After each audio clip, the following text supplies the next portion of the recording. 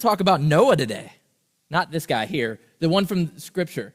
I don't think you're that old. No. But we're going to talk about Noah today, and when I say that, I think a lot of you probably jump to the same place in your mind. You go, okay, I know that story. Box checked. I'm curious, when's the last time you read it? Somebody said this morning, cheater. Before this morning, when is the last time you read it in preparation for this? Like, when's the last time you read the story? When's the last time you went in with a child's eyes and read a story as if you didn't know it all? As if you didn't think you had it all down? Because this is a story that we dismiss as being a children's tale, almost a fairy tale. It's the only story in Scripture I've seen us decorate little kids' rooms in. You know, you don't really see Sodom and Gomorrah bed sheets anywhere. You see Noah's Ark. You see little toys and bath toys and all these things, and we think, oh, it's this cute little kid's tale to tell them about God liking animals. But there is so much more to it. And in fact, as I teach on this today, as I preach onto this today, it's going to feel a little bit more like a seminary course than it is a sermon. Sorry if you aren't mentally ready. The coffee is strong. You should have got some more. Warning for the future weeks. Make sure you come in ready. I hope you have a pen and paper. If you don't, that's fine. Just listen. You can go back and listen to it. It'll be up by this evening online. But in this, it answers very adult questions and deals with very adult situations, things that we deal with every single day, questions we ask every single day that are answered in this text. Questions like, God, why don't you do something about evil? You ever ask yourself that? Or the one that hit me when reading it, God, did you make a mistake when you made people? Did you make a mistake when you made me? And how you made me? Because there's a verse in here, in chapter 6, verse 6, that it really seems like you made a mistake. And we're going to sit with that. A lot of times what we have been trained, not explicitly, but implicitly, like when we reach something difficult, we go, well, I'm just going to ignore that. And I'm going to act like it's not in the Bible. Someone in a denomination that I'm no longer associated with, I sat down once and asked them about tough passages in Scripture, and they say, well, when I get to something that doesn't sound like God, I just kind of ignore it. I don't listen to that. I only listen to things that tell me about the God that I believe in. And so if it's not about that, I just kind of cross it out. We're not going to cross it out. We're not going to zip by. We're not going to, there is some things we do have to bypass because, I only have like 2 hours for this sermon. But you guys are a little nervous now. But there is some very difficult things we're going to sit in, maybe the more difficult. And we're going to see what Scripture has to say about us, about humanity, about justice, and ultimately about grace. So we are finding ourselves in chapter 5 of Genesis. And I know you've been reading it over and over again, right? Those first 4 chapters that we took 3 weeks, you just have been like sitting in it and enjoying it. And then you get to 5 and it's like, oh, great. They're going to tell us about Adam to Noah, about lineages. Woohoo! Names, dates, ages, and they do that. That's what chapter 5 is about, and it's actually very interesting. But we're going to start in verse 25. And it says this: when Methuselah had lived 187 years, and you thought Noah over here was old, he became the father to Lamech. After he became the father to Lamech, Methuselah lived 782 years and had other sons and daughters. Altogether, for those that don't know math, Methuselah lived a total of 969 years, and then he died. Why do I go there to start with? Well, Methuselah is Noah's grandfather. And what some scholars believe his name to mean, because name meanings meant something at one point. And what Methuselah, there's a couple different ideas of what his name could mean, But a lot of people believe that his name means when he dies, it will come. When he dies, it will come. That's what a lot of scholars believe his name to be. And do you know that when Methuselah died, the flood came? He died, he breathed his last breath when the first drop of rain fell for that flood. That same year, maybe not that same moment, maybe he died in the flood for what we know, but we know that he died the year that the flood came. It was almost like his whole life was a countdown to a moment when God's justice is going to show up. And if you do the math, it basically feels like God is saying, not yet, not yet, not yet. Now is my timing. Now is when I'm going to do something about this. And so, even though his name was written possibly as a warning, nobody seemed to notice or care. And we're going to jump back in at verse 28 here. When Lamech had lived 182 years, he had a son. He named him Noah. And he said, he, Noah, will comfort us in the labor and painful toil of our hands, cursed by the ground the Lord has cursed. Caused by the ground the Lord has cursed. Noah's name points to comfort. His name sort of means rest and comfort. And his father's hope is the same as almost every parent's hope, isn't it? That the next generation is going to fix the issues of the previous generation.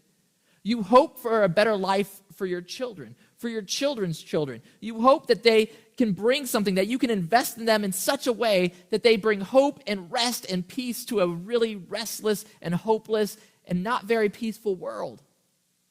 And that's the hope with Noah. They're putting hope in him, hoping that he is the one who finally brings things and put things right between us and God. And the thing is they had it completely backwards. Completely backwards.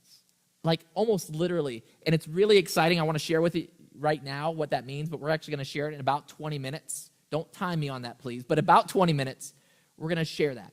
About how they got it so backwards, like literally.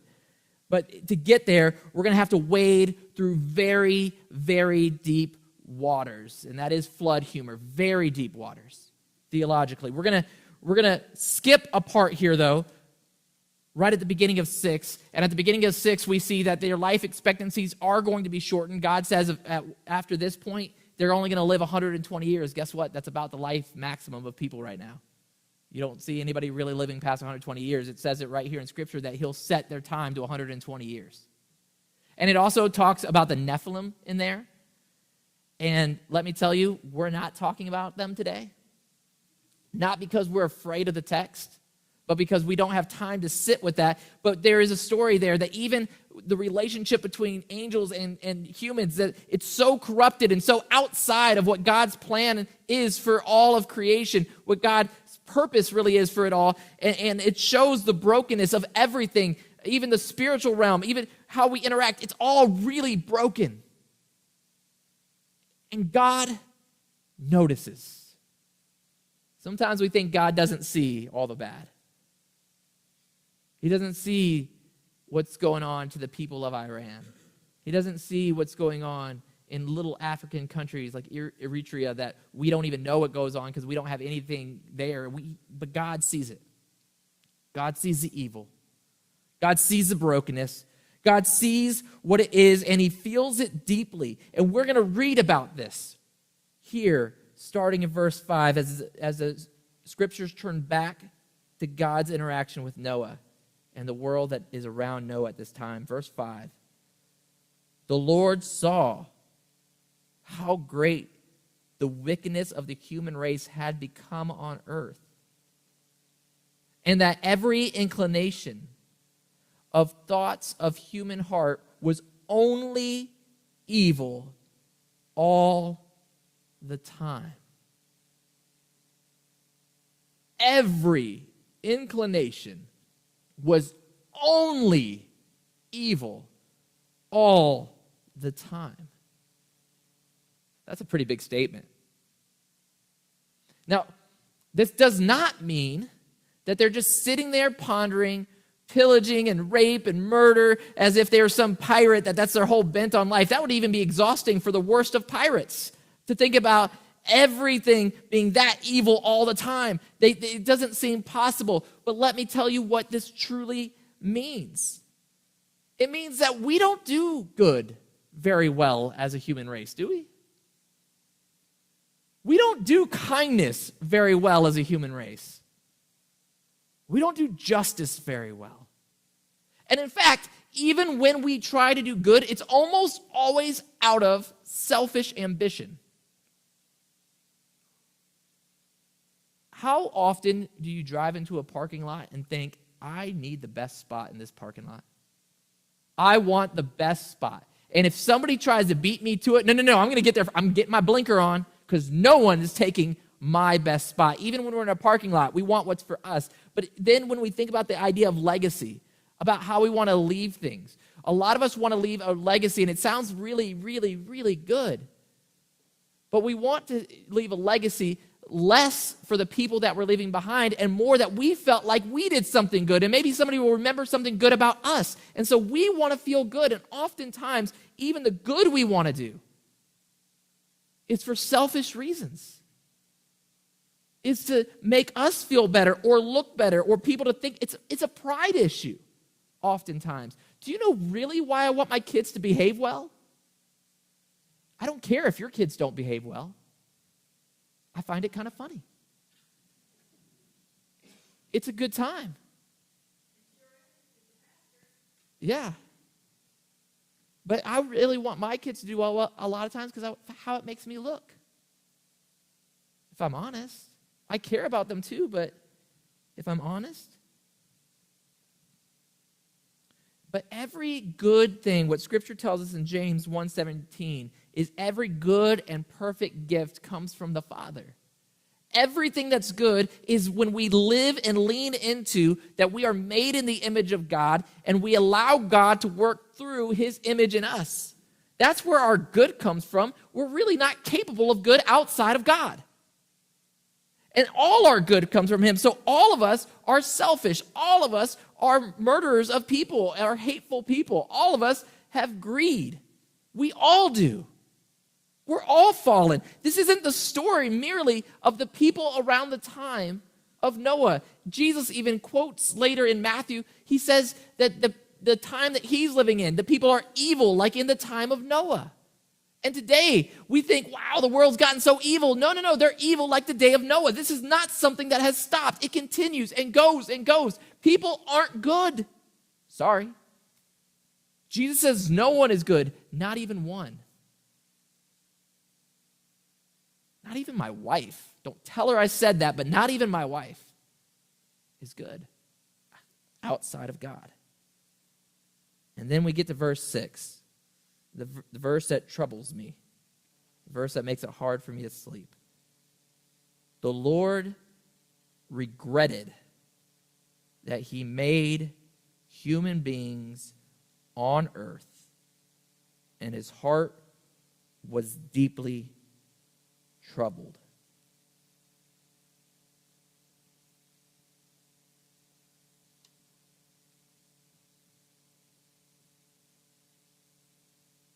Does that fit your theology of God? It's right there.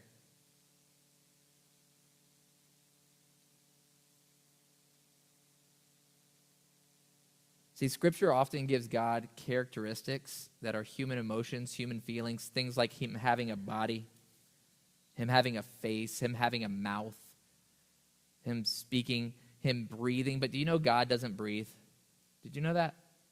We need air. We breathe because we need air to fill our lungs and to bring us life. God is alive apart from oxygen. He doesn't need it. If he was up here playing a trumpet, he could hold that note forever and just keep going. It would never end. He doesn't need air in his lungs. He doesn't feel the things we feel in the way we feel it. He can't be surprised, for instance. kind of like us watching a Hallmark movie. You can't be surprised when the big city girl goes and finds a small town farmer and, they're suddenly in love and everything works out great. We're not surprised by that. God is not surprised by anything that happens in human history.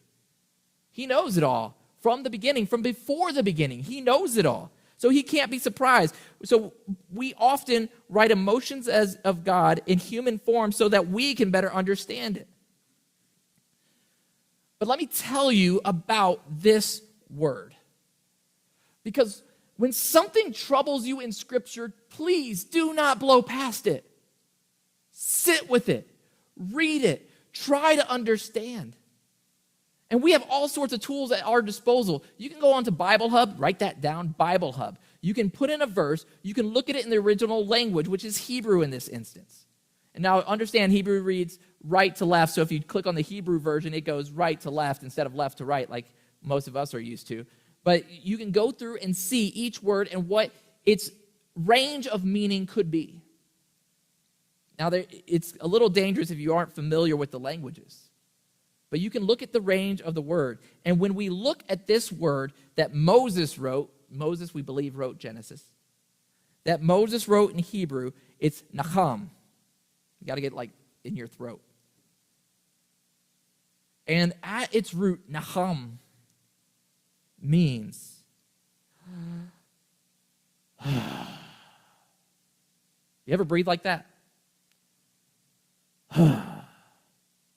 It's a deep, billowing sigh from deep within you. Most of the places throughout the Old Testament where this word is used, it is translated into English as comfort.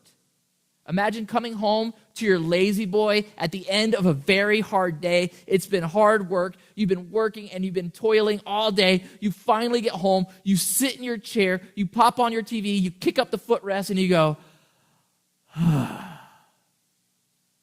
Nahum is the word for that. But also, have you ever been told by your boss you have to fire someone? And you have to fire someone who you actually really like? I've had to do this before. I used to work for a place called Radio Shack. If you're younger, you might have to ask your grandparents about this story.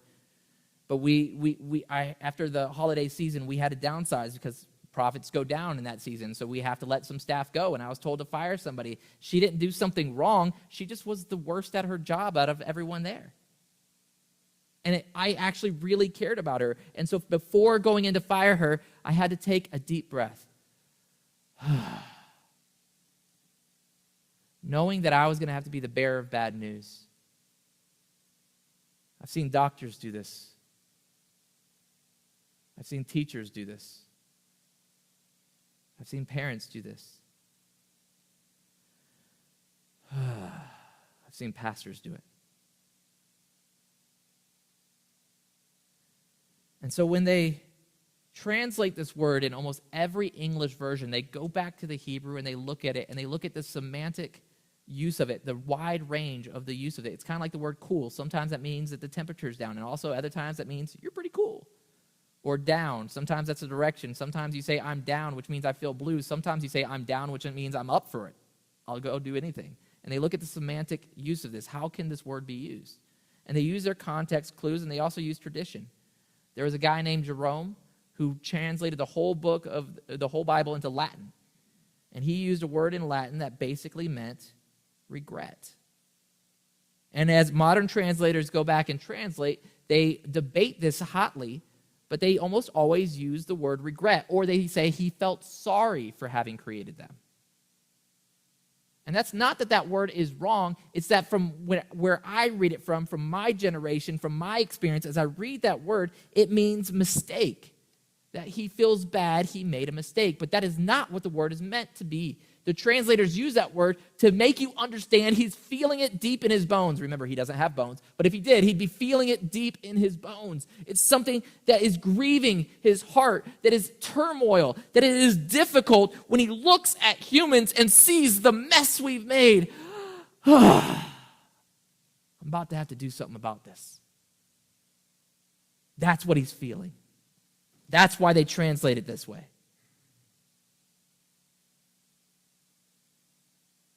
He's steeling himself because he's going in to do something hard to people he loves, even though it's the right thing to do. And right after it says that he regrets. It says that his heart was deeply troubled. Those words there for his heart was deeply troubled is the same word that if we went back to Adam and Eve and he's showing the curses to the ground, to the snake, and he's giving the consequences to Adam and Eve, he says that the toil they'll feel, that deep grief that they'll feel, that's what he's feeling right here. Same word.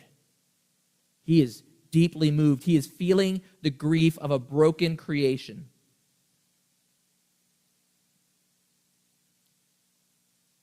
He's feeling that. He's feeling the full weight. And because of this, he is feeling that he has to do something about it. And if we jumped ahead to 6:13, we actually see the conversation he has with Noah about what he's about to do with this deep pang that he's feeling. So God said to Noah, I'm going to put an end to all people, for the earth is filled with violence because of them. I am surely going to destroy both them and the earth.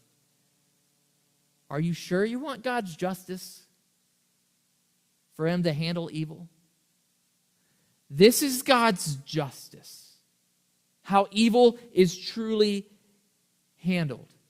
And if God were to unleash his justice on humanity, this would be a flood every single day. Every single day would be destruction. Every single day would be wiping out everything, including us, including this church, including our loved ones, including our very selves. For no one is righteous, no, not one. Romans 3:10. That is what we call justice, and we cannot stand up to the full weight of God's justice. We can't handle what we've done to separate us from God. We cannot handle that. And the world cannot handle that. If a flood came through right now, what are you going to do? Grab a tree? If a flood came for 40 days, what are you going to do? You cannot live in a flooded world. You're not going to survive. Justice. But God doesn't stop there, because God is just, but he's also good. That's why he's just, really. He has to do something about the evil. But in his justice, he also shows grace. So hold on to justice, and we're going to shift to grace. But Noah, verse 8, found favor in the eyes of the Lord. But Noah. That's two words in the Hebrew, one word, two words in the English, one word in the Hebrew. We Noah is what the word would be. It's a smallish hinge in this text, but it turns the whole story. But Noah found favor in the eyes of God. You remember, like a week ago, we heard about finding favor with God? Cain and Abel both give an altar, and they're there, and I've told you it's going to be like a seminary class today. Cain and Abel were there, and they're giving their offering, and God looks at Abel's with favor and Cain's without favor. And so when we read that Noah found favor with God, we naturally jump back to that story, right? We just read it like 2 chapters ago, a week ago, if you haven't been reading along. Yet this word in the Hebrew is different than the word that was used there with Cain and Abel. It's actually the first time in Scripture this word is used. See, the word used in Cain and Abel's instance is God as somebody, anybody reacting to the actions of another. So Abel did a good offering, so he looked on it with favor. It was a reaction to Abel's good work. Here, the word is not the same. The word instead is grace. Grace. See, God looked at Noah with grace, not favor. The other translation I told you, it was trying to get a feeling. I actually really don't like the way that a lot of New Testament, a lot of recent translations from the Hebrew translate this word to be favor. The King James Version does translate it as grace. And the reason that they don't translate it as grace anymore is because they were afraid that we would correlate the word grace with New Testament theology of grace. And so they wanted to use the word favor so we didn't think that it was saving grace that was here. However, the word that they use in the Hebrew for grace here, when translated into Greek, is charis. And charis is the word that is used grace. It is the Greek word grace. It is grace. It's grace that he found here, not earned. Not earned. When God looked at Noah, it says that Noah found grace. He found grace. He didn't earn grace. He didn't earn God's favor. He found grace. It's something that you can't produce on your own. I found a quarter the other day. You know what I did to work for it? Nothing. It was sitting there on the ground. I found it. And I picked it up. Gave it to my kid. He thought it was $1 million. It was great. But he found grace. It was something he could never earn. And then it tells us this next part, verse 9. It says, this is the account of Noah and his family. Noah was a righteous man, blameless among the people of his time, and he walked faithfully with God. Now, what you have to understand about this is something that an Old Testament teacher told me. This isn't a description of what Noah was like when God showed him grace. This is the conclusion of the story told up front. It's like a title of the story. See, grace happens first, then faith, then works. Grace comes in first. We call this ordo salutis in Reformed things. It's grace precedes righteousness. Faith produces obedience. That's what happens here. Grace is what produces this righteousness. His righteousness was not because he did good things. It's because he received it by grace through faith. He was not at all good. You know that Noah was not all good, and the scriptures even show that? Did you know that? Noah made a mistake? You might have missed that in the kids' book. See, Noah, after the flood, got drunk. Like drunk. Like naked drunk. Literally, he had got drunk and got naked and was sitting in his tent, and when his kids came in and saw him, they covered him by walking backwards and put a blanket over him. When he woke up, he was so embarrassed, he started cursing him. Noah was not a perfect person. Noah had grace given to him and had faith in that grace, which made him righteous. That's the order it happened. Hebrews 11:7 gives us a small glimpse of this. By faith, when warned about things not yet seen, that's about faith, right? When you not yet seen, in holy fear, built an ark to save his family. By faith, he condemned the world and became the heir of righteousness. Became the heir of righteousness. Notice, he wasn't the heir of righteousness. He became it. That is keeping with faith. God's grace produced righteousness. His faith produced obedience. Noah was not superior morally to everyone else. It's when God spoke, Noah believed him. That's how his faith was demonstrated. And then he had obedience because of that faith. That's how he fully received it. In Reformed circles, we say faith alone. Grace alone through faith alone is truly what we say. It's one of the big deals of our belief system. And so, it was with Noah. God spoke. Noah had faith because God had graced him with that.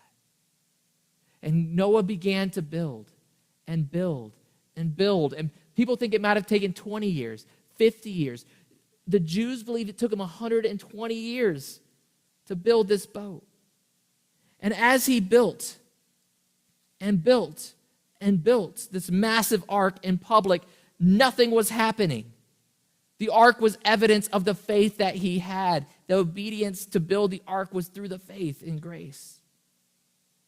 For it is by grace you have been saved, through faith, and this is not from yourselves. It is a gift of God, not by works, so that no one can boast. Not even Noah could boast that he was such a good guy that God was compelled to give him a boat.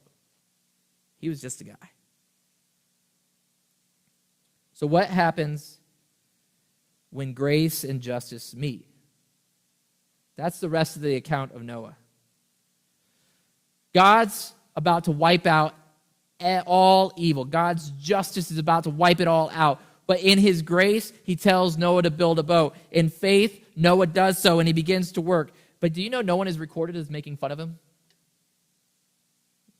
You hear that in little kids' books, don't you? When every single person I asked this week, tell me the story of Noah. Well, he built a boat, and everyone started making fun of him. Actually, that's not in there. No one showed to condemn him. No one might have even known he built this boat.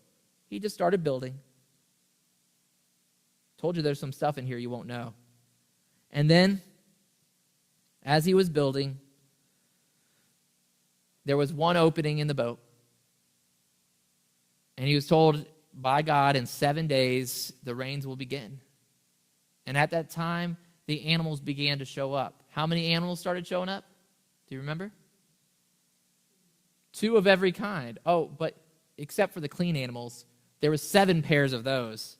So 14.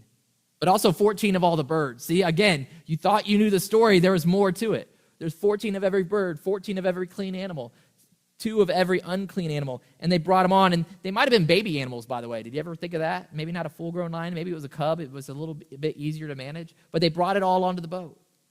They had prepared food. God told them to prepare food and have it ready on the boat.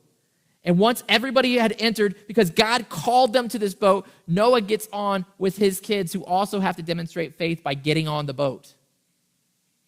It wasn't Noah's faith that saved his children. They had to also demonstrate that faith. They also received that grace. And they climbed onto that boat. 8 people on one boat with a bunch of smelly animals. And no windows. One door. And once they got onto the boat, do you know what happened next? God shut and sealed the door. It was God that saves them, that closes the door and shuts it and holds it closed. It was not Noah who closed the door. It was God who put his final stamp on that and said, I'm the one who's saving you. Boom. The door is shut. Darkness. And then rain. Lots of rain. How long was the rain? Some people are scared to try to answer right now. It's okay. 40 days and 40 nights. It began to rain, and it was raining, and it was raining. The scriptures say that even springs from under the ground opened up, and water came up, and water came down. And for 40 days and nights, the boat would toss, completely sealed to the elements. A lot like lifeboats today. They're kind of these pods that are completely sealed. You're in. You're stuck in there. You're sealed in. And after 40 days and 40 nights, the rain stopped, and they got out, right? No.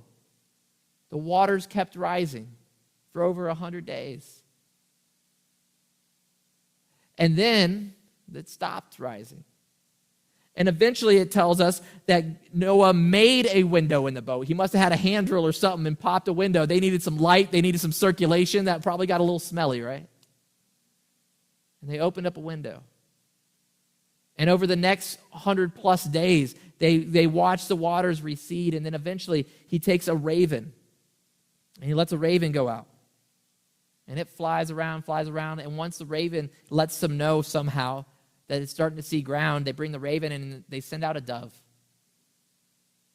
And the dove goes out and finds an olive branch and brings it back, a symbol of peace, rest, goodness.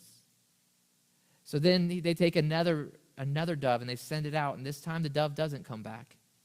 It's found a new place to live, off of the ark. And that's when God tells them they're allowed to depart.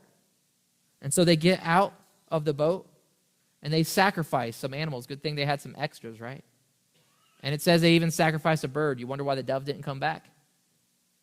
Probably were sacrificing doves. That was a common sacrifice. And they sacrificed to God. And it says that God put a bow in the sky. The word is that we translate as rainbow is simply bow everywhere else in Scripture. Like a hunter's bow, like a soldier's bow. It is placed up in the sky. Much like on my dad's wall, he's a Marine. You can't say former Marine. Once a Marine, always a Marine. But on his wall, he has a sword up on the wall that shows that now he's retired. Now he's no longer a soldier fighting. It's up on the wall. And God puts a bow on the sky, declaring he's no longer in the business of cleansing the land with water. It's a symbol of the covenant that he will not destroy that way anymore. He's not in that business anymore. And he puts it up in the sky. And it says that it is a reminder to him, not us. Did you know that? It's a symbol of the covenant, but it says it's to God to remind him all the time of his goodness, his faithfulness, his covenant promises to us.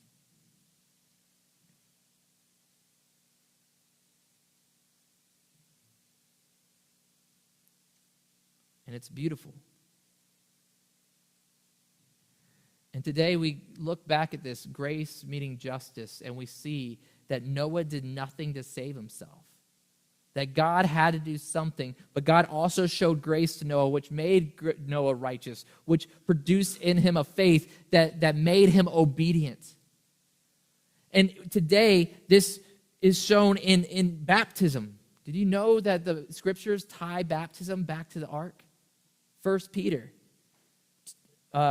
3, 20 through 21 says, "But those who were disobedient long ago, when God waited patiently in the days of Noah while the ark was being built, in it only a few people, 8 in all, were saved through water." It goes on like this. "And this water symbolizes baptism that now saves you also. Not the removal of dirt from the body, but the pledge of a clear conscience towards God. It saves you by the resurrection of Jesus Christ."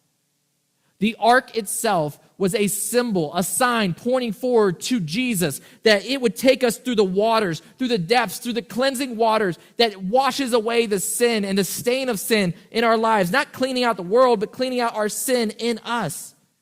The ark, by the way, didn't make the flood go away. It carried Noah through the waters. Noah found his refuge in God. The water meant death for everyone else, but for Noah, through God, it meant life. It meant safe passage in there. And that's the picture Peter uses to say this is what Jesus is. Jesus is the real thing. Jesus is the true ark that brings us through the waters. He absorbed the full weight of God's justice on himself and kept us safe inside so that we never have to face the full justice, the full wrath of God on ourselves, because we could never do it. That's why we baptize. That's why we'll baptize on Easter. I get to baptize my son on Easter as a symbol and a sign of what God has done. Not what my kid has done. Not what I have done, but what God has done, carrying us through the waters. So remember in the beginning, Lamech told his son Noah that he will comfort us, that he would bring an answer for the curse. He hoped his son would fix what was broken, that the next generation would finally be the one who got it right. Well, he was right, but not in the way he imagined. See, the comfort did not come from Noah. It did not come from a man. It came from God extending grace to a broken man. That word for comfort is hen. Like the chicken, only it's a Hebrew word, hen. It means grace, charis. And God showed up with his grace. And what you need to know about the word hen, and this is what was cool, I told you I'd tell you later. Noah is spelt with 2 words in the Hebrew. 2 letters, sorry. When you turn them around, it's a spelling of hen, grace. Noah's name is grace backwards. See, they had it backwards with Noah. They thought this man would bring the grace, but it's God who brought the grace. The grace does not start with us. It ends on us. That's where it comes. It's not through our work. It's through God's work. God looked at the full weight of human failure. He felt it in his bones. He hurt for us because he's in relationship with us. And his answer was not to erase you, not to erase them. His answer was an ark. His answer now is a son. Lamech thought Noah would bring comfort for the curse. It wasn't Noah. It was God. And that grace points forward to a hill on Calvary today outside of Jerusalem where they hung Jesus on a cross. It points us back there to a door that we could never close ourselves, to a way that we could never protect ourselves. Romans 5:20, but where sin increased, grace increased all the more. But Noah found favor. But Noah found grace. But you found grace. But I have found grace. But we have found grace. That word but is the entire gospel. The world is evil, but God showed Noah grace. And that same grace is offered to each and every one of us today. Will you put your trust in him